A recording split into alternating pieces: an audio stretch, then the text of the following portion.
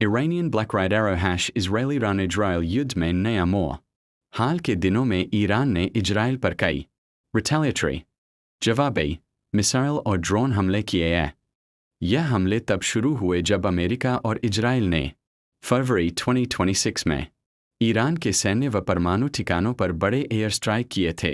AJC+1 नीचे इसका आसान हिंदी अपडेट दिया गया है।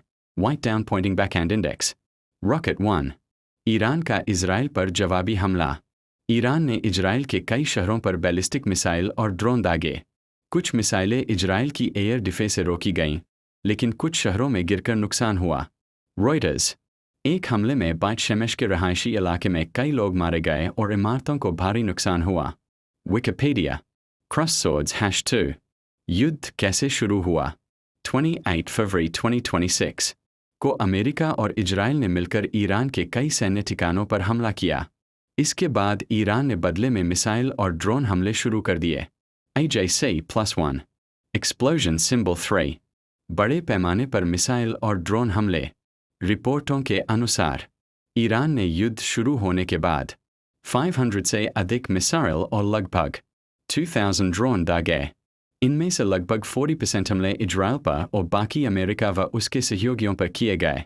Wikipedia globe showing Europe Africa 4 युद्ध अब पूरे मिडिल ईस्ट में फैल रहा। ईरान ने सिर्फ इजरायल ही नहीं बल्कि खाड़ी देशों और अमेरिकी ठिकानों को भी निशाना बनाया।